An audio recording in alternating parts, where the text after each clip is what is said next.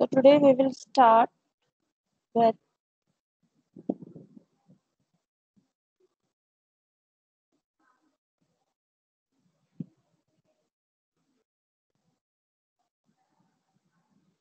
today we are going to start with yellow fever.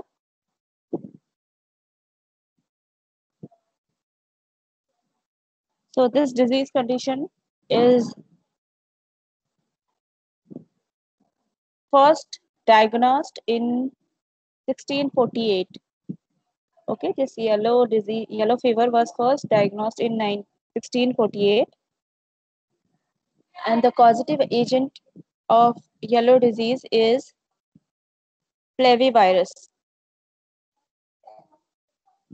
and the vector means the uh, vectors means क्या होता है कि जो transfer करता है, ओके, इसको स्प्रेड करना है, spreading agent is termed as vector, कि जो इसको स्प्रेड कर रहा है, तो वो is Aedes aegypti. This is the species of a mosquito. Fine.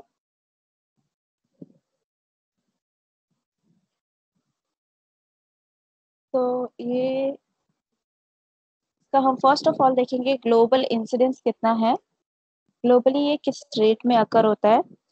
There is no risk of yellow fever in India. India में येलो फीवर नहीं होता है, ठीक है, अनटिल एंड अनलेस अगर कोई ट्रैवल करके फॉरेन कंट्री से आ रहा है इंडिया में, और जिस कंट्री से वो इंडिया में वापस आ रहा है उस कंट्री में येलो फीवर होता है, तो अनटिल एंड अनलेस कोई चांसेस नहीं है कि होगा. ठीक है, तो इंडिया का जो क्लाइमेटिक कंडीशन है या एनवायरनमेंट है वो सपोर्ट नहीं करता है इस डिजीज कंडीशन को, so this condition doesn't find out in India.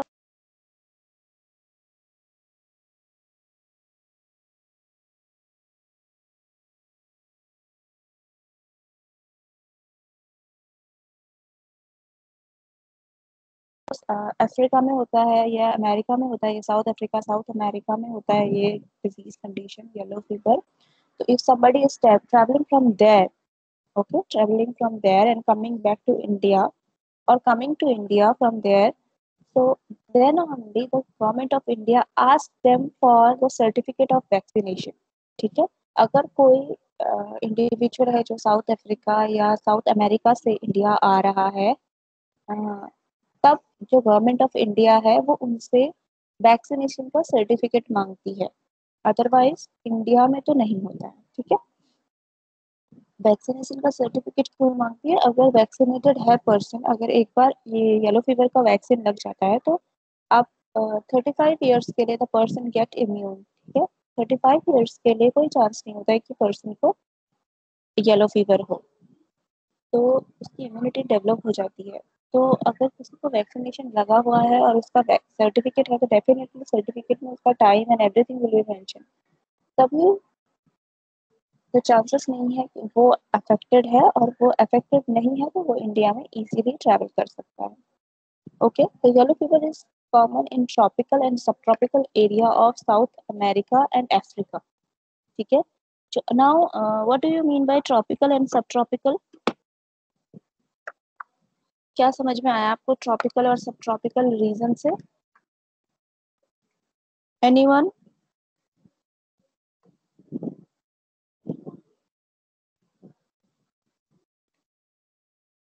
जो लोग ट्रॉपिकल रीजन में रहते हैं या सब ट्रॉपिकल रीजन में रहते हैं, अब ट्रॉपिकल और सब ट्रॉपिकल एरिया आता है कहाँ पे आता है? जो एक हमारे अर्थ के बीचों बीच से क्या कौन सा लाइन गुजरता है?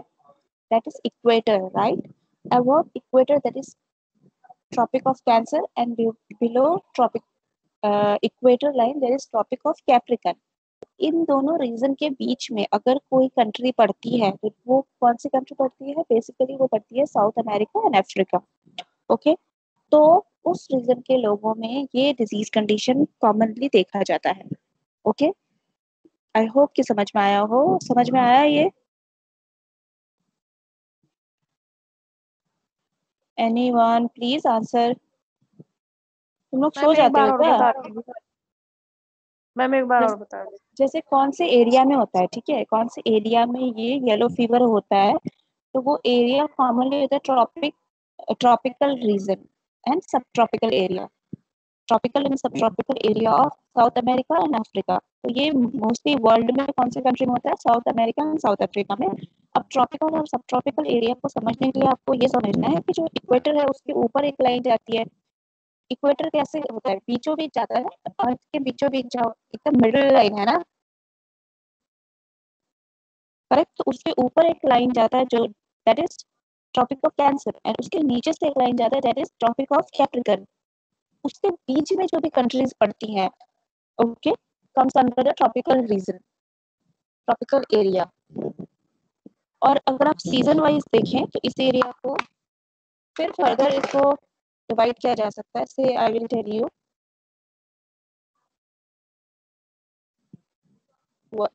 give me 1 second।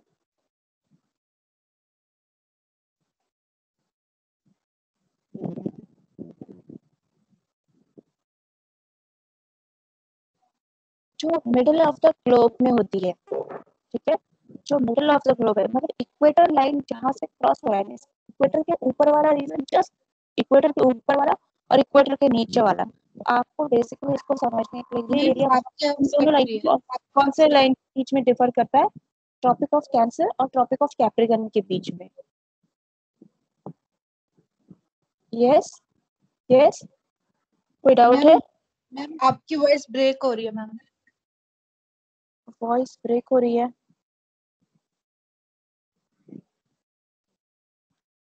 M I audible now? अभी ठीक है? Yes ma'am.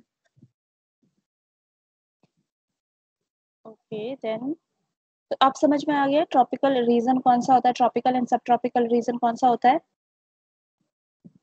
इक्वेटर के ऊपर एक लाइन है tropic of cancer, and equator के नीचे कौन सा लाइन होता है? Tropic of capricorn. ठीक है, उसके बीच का जो रीजन होता है ना, उसको बोलते हैं tropical and sub tropical area. तो जो भी countries tropical and sub tropical area में लाई करती है, वहां पे येलो फीवर होने के chances are very high because of the climate. Okay, क्योंकि वहां पे क्या होता है ना, बहुत ज्यादा गर्मी होती है, and along with too much of hot climate, humidity is also there. तो अगर गर्मी है और ह्यूमिडिटी बहुत ज्यादा है तो क्या होने के चांसेस हैं? बहुत ज्यादा मॉस्किटो होते हैं ऐसे एरियाज में। ओके, तो and the vector is in this condition is mosquito only. तो इसीलिए इन एरियाज में ये डिजीज कंडीशन ज्यादा होता है। Is it clear now? Yes ma'am.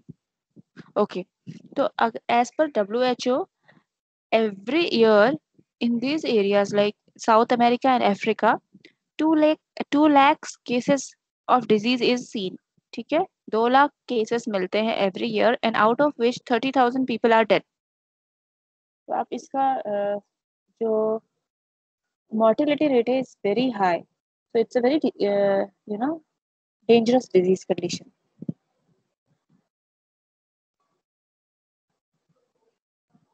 20 to 50% of infected person who develop severe disease die। तो जो भी अफेक्ट होते हैं, out of those people who are affecting from yellow fever, out of them 20 to 50% get into a severe disease condition। ठीक है, उनका disease क्या हो जाता है? सीवियर हो जाता है। और उस once it has turned into severe, there is a high chances that the person can die। Okay, in 1900 the Red Yellow Fever Commission proved that yellow fever infection is transmitted to human by the Aedes aegypti mosquito। 1900 में एक commission बनाई गई, that was red yellow fever commission और read yellow fever commission. तो ये commission basically किसने बनाई थी? मेजर वॉल्टर रीड ने बनाई थी। ठीक है, तो आपको इसमें कंफ्यूज नहीं होना है, जैसे यहाँ पे लिखा हुआ है कैपिटल में REED, तो इसका कोई फुल फॉर्म नहीं है। इस कमीशन का नाम रीड येलो फीवर कमीशन इसलिए पड़ा बिकॉज ऑफ इट्स फाउंडर। इसका फाउंडर कौन था? मेजर वॉल्टर रीड था।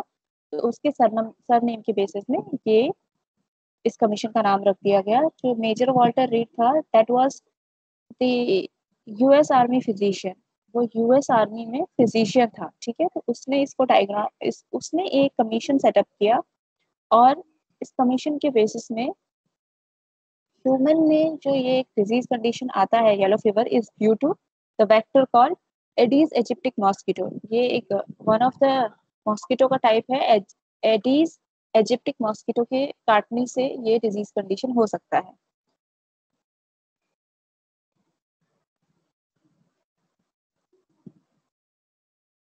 Next is yellow fever. What is yellow fever? Yellow fever is a viral disease of typically short duration. एक viral disease condition है और इसका जो ड्यूरेशन है, टाइम पीरियड है, it's really short. In most cases symptoms include fever, chills and nausea. ज्यादातर जो इसका सिम्टम्स है they include fever, chills and nausea. Okay? And definition: yellow fever is an acute systemic illness caused by flavivirus. It is a zoonotic disease mainly affecting the monkey and other vertebrates. ठीक है, सो ये एक acute systemic illness condition है, and इसके बाद it is caused by flavivirus.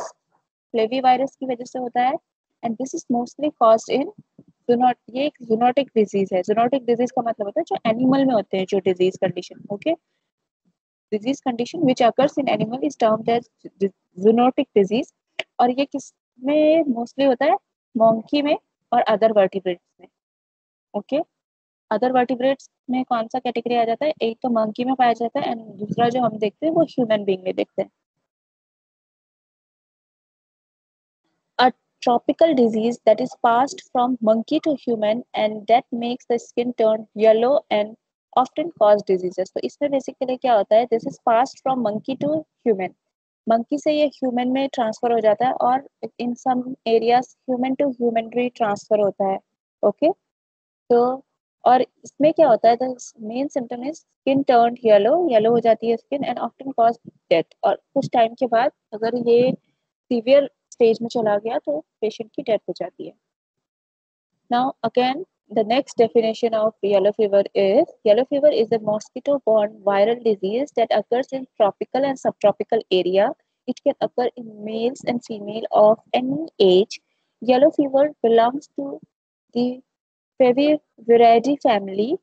The Aedes aegypti is the mosquito that is known to carry the virus. Yellow fever क्या है? Mosquito borne viral disease condition है, ठीक है। ये फैलता मॉस्किटो की वजह से है, मॉस्किटो इसको स्प्रेड करता है, तो mosquito plays as the role of a vector. ठीक है, यहाँ पे मॉस्किटो किसका रोल प्ले कर रहा है? वेक्टर का। मोड ऑफ ट्रांसमिशन का ये एक जरिया है। ओके, तो वेक्टर इज मॉस्किटो, एंड ये कौन से मॉस्किटो इसको फैलाता है? Aedes aegypti mosquito, Aedes aegypti mosquito. Okay, और ये कौन सा वायरल डिजीज कंडीशन है? Flavivirus disease, flavivirus की वजह से होता है। और ये फ्लेवी वायरस जो है कौन से फैमिली से बिलोंग करता है? वायरस की कौन सी फैमिली से बिलोंग करता है? फेविविरिडी फैमिली। ओके, फेविविरिडी फैमिली है वायरस का, उससे बिलोंग करता है फ्लेवी वायरस। तो इस it is this flavivirus belongs to this Flaviviridae family, and flavivirus is responsible for the condition of yellow fever. Clear है? यहाँ तक क्लियर है?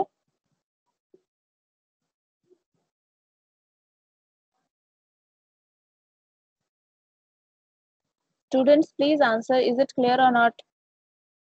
Yes, ma'am. Okay, fine. So we will move forward then. Next is causes. ठीक है, क्या कारण होते हैं इस डिजीज कंडीशन का? Yellow fever is caused by flavivirus. ठीक है, ये फ्लेविवायरस की वजह से होता है, first thing. To human from monkeys और अदर इन्फेक्टेड ह्यूमन। तो ये ह्यूमन को कैसे होता है? मंकीज से हो सकता है, और किसी और अफेक्टेड ह्यूमन से भी हो सकता है। तो बेसिकली इसका एक साइकिल होता है जो कि हम आगे पढ़ेंगे, बट मैं आपको एक क्विकली बता देती हूँ कि क्या होता है ना। जैसे सपोज करो एक मंकी है that is affected, okay, that is affected from flavivirus. If the mosquito will bite that monkey, अगर मस्कीटो ने उस मंकी को बाइट किया, ठीक है। तो वो जो वायरस है वो किसके बॉडी में आ गया, मस्कीटो के बॉडी में आ गया। Okay, now this mosquito has bitten the human being, किसी एक आदमी को उसने बाइट कर दिया, तो उसके बॉडी में ऑलरेडी उस अफेक्टेड ब्लड था, तो वो कहाँ एंटर हो गया, सलाइवा के थ्रू ये वायरस ह्यूमन बीइंग में आ गया। ओके, तो ऐसे ये मंकी से ह्यूमन में आता है, और ह्यूमन टू ह्यूमन कैसे का सेम है, जैसे कोई अफेक्टेड ह्यूमन बीइंग है, उसको मस्कीटो ने बाइट किया, देन आके उसी मस्कीटो ने किसी ऐसे पर्सन को बाइट कर दिया जो कि एकदम हेल्दी था, उसको जाके बाइट कर दिया, और सलाइवरी ग्लैंड के थ्रू उसने ये वायरस एक हेल्दी पर्सन में भी ट्रांसमिट कर दिया। ओके, तो इस केस में जो वेक्टर होता है ना वो अफेक्ट नहीं होता है। ऑलवेज रिमेम्बर कि जो वेक्टर होता है, जो ये डिजीज कंडीशन ट्रांसमिट कर रहा होता है ना, वो as a mode of transmission work करता है, वो एज ए व्हीकल वर्क करता है किसी भी डिजीज कंडीशन को स्प्रेड करने के लिए, but they are never affected, उनको कोई उनको अफेक्ट नहीं होता है। जैसे अभी हम लोग का कोरोना वायरस का ये जो टाइम पीरियड है, इसमें क्या है कि कुछ पेशेंट जो होते हैं वो एसिम्टोमेटिक पेशेंट होते हैं। तो asymptomatic patient are very risky. उनको क्या होता है कि उनके बॉडी में कोई उनको सिम्टम्स शो नहीं हो रहा, उनको कोई परेशानी नहीं हो रही, कोई दिक्कत नहीं है, इवन एक दिन के लिए भी फीवर नहीं आएगा, बट अगर उनका टेस्ट हो तो वो पॉजिटिव है and they play the role of a vector, वो क्या करते हैं, वो स्प्रेड कर सकते हैं। ओके, वो स्प्रेड करते हैं डिजीज कंडीशन को। इसीलिए अगर आप पॉजिटिव आते हो, साइन एंड सिम्टम्स है या नहीं है, नो इश्यू, आपको आइसोलेट होना जरूरी होता है ना। तो जो वेक्टर है they are more risky in communicable disease. Vectors जो है वो ज्यादा रिस्की, क्योंकि वेक्टर्स जो होते हैं उनके बॉडी में साइन एंड सिम्टम नहीं आता है, तो पता भी नहीं चलता है कि अच्छा साइन एंड सिम्टम नहीं है, वो पूरा हेल्दी है, खुद वेक्टर को भी पता नहीं होता है, उनकी उसका तो कोई गलती नहीं है। तो they also don't know, and unknowingly they transmit the disease condition without knowing they are affected, they transmit the disease condition. Okay, so this is it, to human, human to monkey, and monkey to human or other infected human, like this it gets transferred. Okay, it cannot spread from person to person. ठीक है, ये मतलब बोल इसमें बोलने का जो इसमें here it is written that it cannot spread from person to person, it doesn't mean कि ये इसका मतलब है कि आप अगर किसी आदमी से हाथ मिलाओगे या किसी का मतलब हक करोगे तो ऐसे ट्रांसमिट नहीं होगा। इवन आप कफ कर रहे हो, छींक रहे हो, तो भी ट्रांसमिट नहीं होगा अनटिल एंड अनलेस किसी मस्कीटो ने बाइट नहीं किया। तो same as of malaria, malaria के जैसा ही है ये, या डेंगू के जैसा ही है। ठीक है, increase contact between human beings and infected mosquito, ये किसकी वजह से होता है, when the contact is increase between human being and mosquito. In areas where people have not been vaccinated for yellow fever can cause small-scale epidemic. Those area, ऐसे area जहाँ पे जो इंडिविजुअल्स रहते हैं दे आर नॉट वैक्सीनेटेड, उनको yellow fever का vaccine नहीं लगा है, और वो एरिया हाई रिस्क की एरिया है, तो वहाँ पे क्या हो सकता है कि एंडेमिक हो सकता है। मीन्स एंडेमिक मीन्स उस एरिया के सभी लोगों को येलो फीवर हो सकता है। Next is reservoir and vector. Now the reservoir is and vector is, reservoir is mosquito and the reservoir is monkey and the vector is mosquito. ठीक है,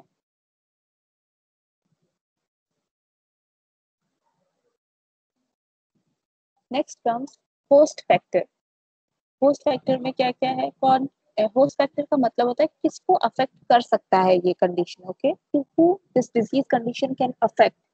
So the very first point is all ages, both sexes, any age group people, either they are children or old age, किसी को भी age group कोई limitation नहीं है, any age group person and any sex can get transmitted through this, can get affected through this disease condition। ठीक है, तो male female ऐसे करके कोई बात नहीं है, मेल फीमेल किसी को भी हो सकता है और किसी भी एज ग्रुप में हो सकता है। Okay, next is person in contact with forest, it is more chances of getting affected is those people who are in close contact with forest, जो कि forest के close contact में रहते हैं, जैसे कि कौन हो गया, वुड कटर है, हंटर्स है, और से फॉरेस्ट गार्ड्स हो गए, है ना, या फिर people who are living in forest और villages in between the forest. कुछ कुछ गांव होते हैं जो फॉरेस्ट के बीचों बीच होते हैं, है ना, तो ऐसी जगह ऐसे लोगों को, या फिर जो लोग फॉरेस्ट में जिनका लाइवलीहुड है, they can get affected through this disease condition. Okay, immunity, so one it get affected once one attack of yellow fever gives lifelong immunity। एक बार अगर किसी को येलो फीवर हो गया तो लाइफ टाइम के लिए तो दोबारा येलो फीवर नहीं होता है। ओके, और एक बार वैक्सीनेशन लग गया तो 35 years के लिए उसको नहीं होगा। Okay, now environmental factors, in environmental factors you will see climate। ठीक है, फर्स्ट हम क्लाइमेट देखेंगे, तो क्लाइमेट में कैसा होना चाहिए, ट्रॉपिकल क्लाइमेट होना चाहिए, ट्रॉपिकल और सब ट्रॉपिकल एरिया होना चाहिए, और वो एरिया ह्यूमिड एरिया होना चाहिए। ठीक है, hot plus humid. Endemic presence of disease in the jungle, जो जंगल से रिलेटेड एरिया है या जंगल में ये डिजीज कंडीशन होना चाहिए। ओके, अगर ऐसा है these two things then it can get spread। और सोशल फैक्टर में क्या है, urbanization and more populated and forest. ठीक है, अर्बनाइजेशन भी, अर्बनाइजेशन है, शहर है तो भी हो सकता है, मोर पॉपुलेटेड है, बहुत ज्यादा पॉपुलेशन है तो भी होने के चांसेस ज्यादा है, एंड अगर फॉरेस्ट आसपास है तो भी होने के चांसेस ज्यादा है। Now we will see the pathophysiology cycle. तो पैथोफिजियोलॉजी साइकिल में आप देखोगे virus in the human blood enters the mosquito. ठीक है, जैसे कैसे कैसे एंटर करेगा मॉस्किटो में, जैसे किसी अफेक्टेड पर्सन को बाइट कर लिया, ह्यूमन बीइंग को या मॉस्किटो को, जिसको ऑलरेडी येलो फीवर है उसको बाइट किया मॉस्किटो ने, तो क्या हो गया, उसके बॉडी में ये वायरस आ गया, फ्लेवी वायरस आ गया। ओके, ना this flavivirus has entered mosquito and virus replicate in the midgut, ovary, neutral tissues and fat bodies etc। तो अब जो ये मस्किटो है उसके बॉडी में कहाँ कहाँ ये वायरस रेप्लिकेट करता है, यानी कि मल्टीप्लाई करता है, in the ovary, midgut, midgut में रेप्लिकेट करेगा, न्यूट्रल टिश्यूज में, फैट बॉडीज में, जहाँ जितना भी फैट बॉडीज है मस्किटो के अंदर, इन सारी जगह पे वायरस रेप्लिकेट करता है in the body of mosquito. Mosquito के अंदर की बात हो रही है, ठीक है, मॉस्किटो के बॉडी के अंदर। Next, virus enters the body cavity. अब इसके बाद क्या हो गया, जब एक बार रेप्लिकेट हो गया वायरस तो वो मॉस्किटो के बॉडी कैविटी में एंटर कर लेता है। बॉडी कैविटी में एंटर किया तो इसका क्या, बॉडी कैविटी में एंटर करने का मतलब क्या है कि सलाइवरी ग्लैंड में भी वायरस पहुंच चुका है। ठीक है, तो नाउ अभी जब ये एक बार इसके सलाइवरी ग्लैंड में अगर वायरस का एंट्री हो चुका है, मॉस्किटो के सलाइवरी ग्लैंड में अगर वायरस की एंट्री हो चुकी है, then what will it will do, ये जैसे ही किसी हेल्दी पर्सन को बाइट करेगा तो क्या होगा, ट्रांसमिट हो जाएगा। ओके, ठीक है, यहाँ तक समझ में आ गया, पैथोफिजियोलॉजी तक क्लियर है।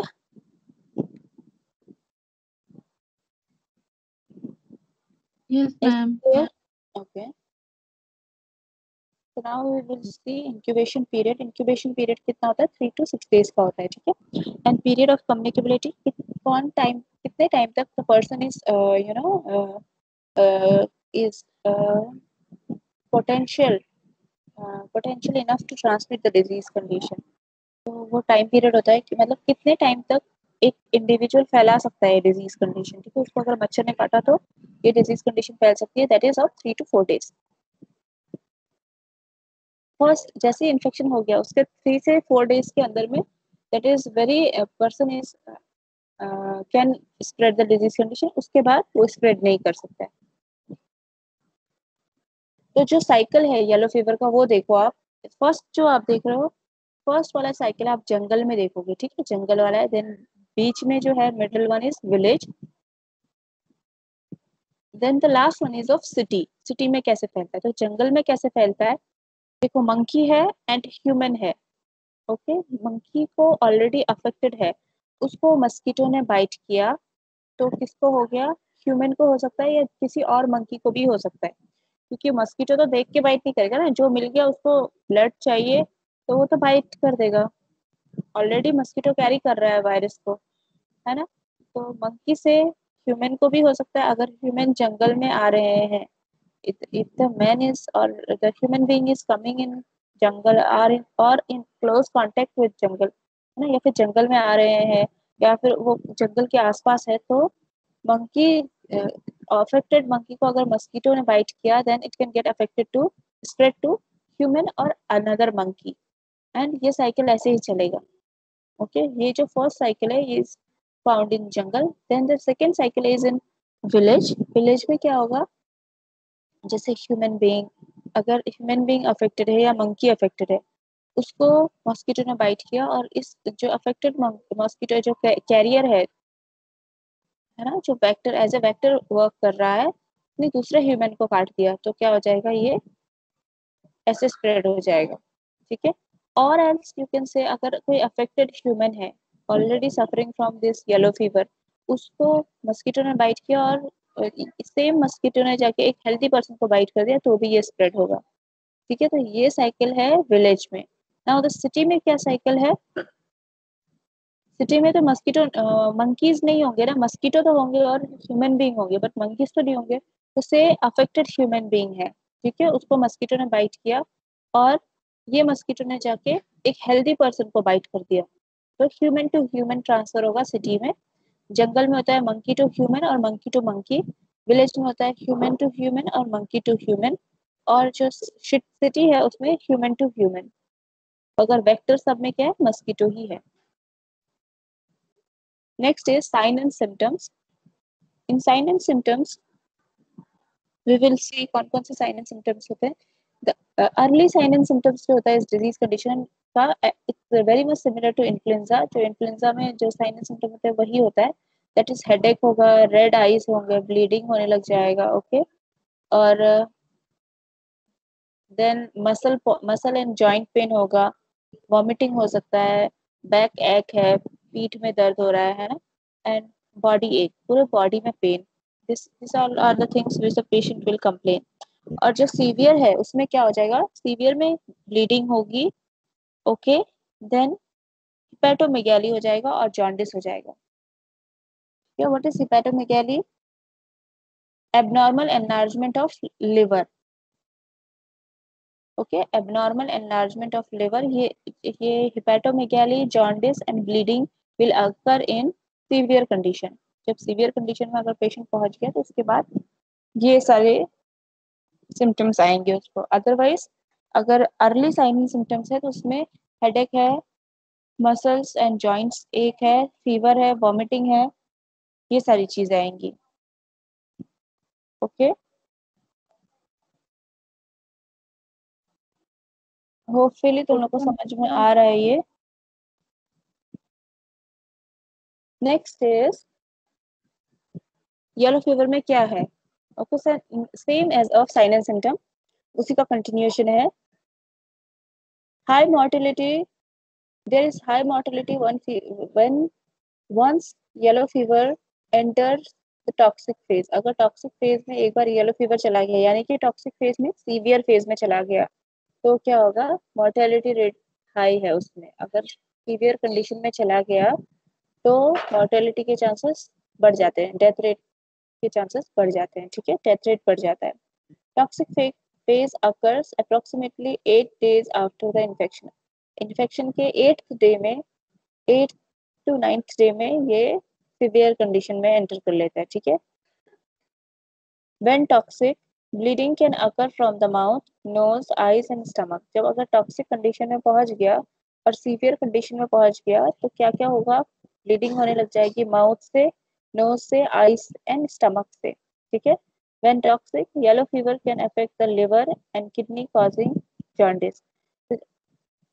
टॉक्सिक स्टेज में या सीवियर स्टेज में ये येलो फीवर किस किस को, कौन से सिस्टम को अफेक्ट करती है, first is liver and kidney. Okay, and it can lead to jaundice also. इस ये जो सीवियर स्टेज है और टॉक्सिक स्टेज है, in this you will see headache, continuous headache, nausea and vomiting, muscle pain, okay, then high grade fever। और जो fever है वो 102 डिग्री से 102 degree Fahrenheit to 110 degree Fahrenheit तक भी जा सकता है। तो this is how severe this condition is, बहुत सीवियर कंडीशन है। अगर सीवियर स्टेज में चला गया, या सीवियर स्टेज को ही टॉक्सिक स्टेज बोलते हैं, अगर उसमें चला गया तो ये बहुत फेटल हो जाता है, ठीक है, इमोर्टेलिटी रेट बहुत ज़्यादा हाई है। Now we will see the diagnosis of this disease condition, diagnosis and management. तो डायग्नोसिस आप कैसे करेंगे? Blood supplies, sorry blood studies, ठीक है, ब्लड टेस्ट करवाएंगे, सपोर्टिव ट्रीटमेंट लेंगे हम। बाकी सब हम अभी आगे फर्दर पढ़ेंगे, ठीक है। अभी जस्ट लिस्ट डाउन किया है। आईवी फ्लूइड देंगे पेशेंट को, एंटीपायरेटिक्स देंगे फीवर के लिए, एंटीबायोटिक्स देंगे।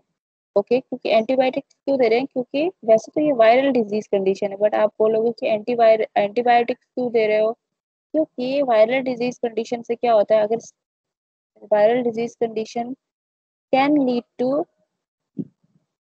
इम्यून सप्रेशन, इम्यून को सप्रेस कर देता है, राइट, वायरल कंडीशन। तो क्या हो सकता है कि बिकॉज ऑफ वायरल कंडीशन जो कि इम्यूनिटी हमारी कम हो गई, उसकी वजह से कोई और बैक्टीरियल इन्फेक्शन भी हो सकता है बॉडी में। तो उसको प्रिवेंट करने के लिए क्या करते हैं, पहले ही हम एंटीबायोटिक्स देना शुरू कर देते हैं। और कुछ एंटीबायोटिक्स वायरल कंडीशन में भी फाउंड एज हेल्पफुल, ठीक है, कुछ कुछ जो एंटीबायोटिक्स है वो वायरल कंडीशन में भी हेल्पफुल देखा गया है। Next is use of mosquito net, जैसे एजिथ्रोमाइसिन है, राइट, या फिर हाँ एजिथ्रोमाइसिन है।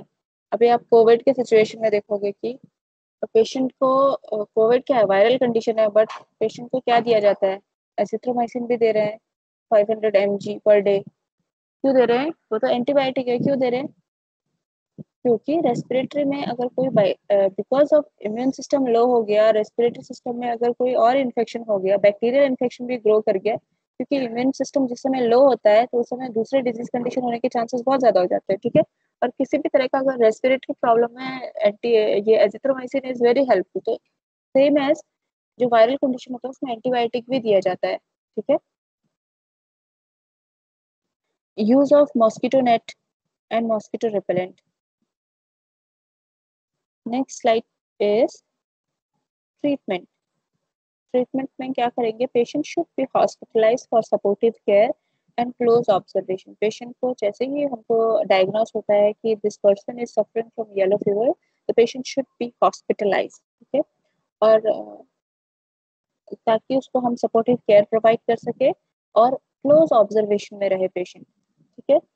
Next is rest, complete rest में रखना है पेशेंट को। फ्लूइड देंगे, आईवी फ्लूइड देंगे पेशेंट को हम लोग। पेन रिलीफ देंगे क्योंकि जॉइंट्स पेन हो रहा है और बॉडी एक हो रहा है पेशेंट को, है ना, तो पेन रिलीवर्स देंगे, analgesics that is. Then fever के लिए एंटीपायरेटिक्स मेडिसिन देंगे। देन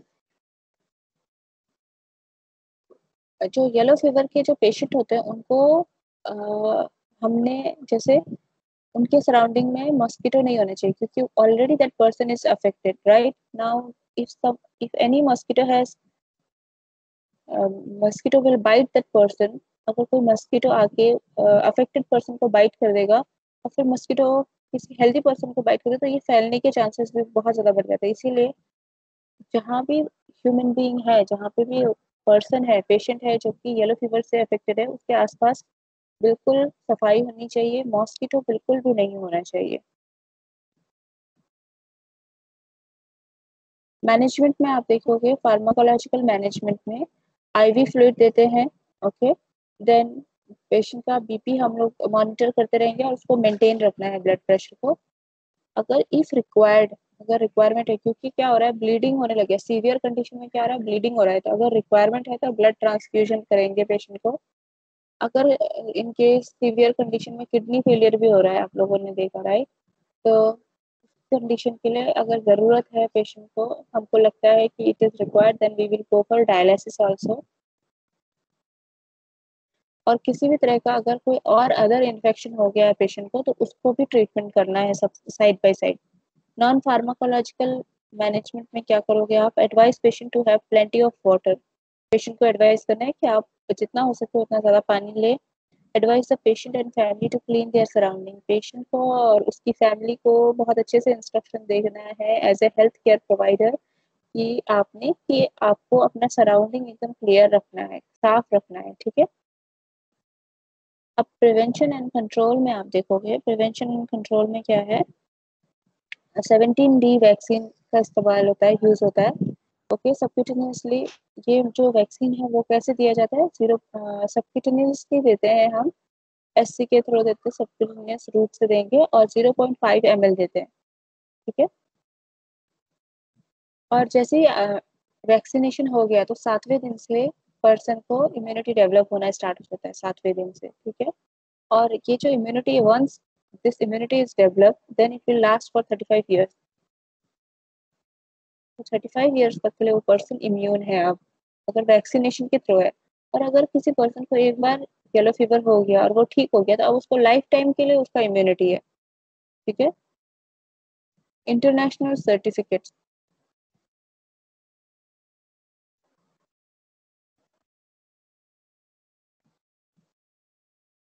वेट है, so narrative begins to appear in the, और ये इंटरनेशनली सर्टिफाइड है, ये सारे जो है ना, जैसे 17D वैक्सीनेशन है या जो रूट है इसका, और ये जो इम्यूनिटी 7 दिन के बाद डेवलप हो जाएगी और 35 ईयर्स तक ये इम्यून रहेगा पर्सन 35 ईयर्स तक के लिए। तो ये जो इंटरनेशनली सर्टिफाइड है, ये सारे जो भी इसके कैरेक्टरिस्टिक हैं, ये इंटरनेशनली सर्टिफाइड कैरेक्टरिस्टिक्स हैं। सो फॉर टुडे हम लोग यहाँ तक देखेंगे, इसके बाद नेक्स्ट क्लास में हम लोग फर्दर इसको कंटिन्यू रखेंगे, ठीक है, नेक्स्ट क्लास में, क्योंकि ये थोड़ा बड़ा है ये PPT भी, तो अभी पूरा कंप्लीट नहीं हो पाएगा। 32 स्लाइड्स है तो 12 मोर स्लाइड्स आर देयर।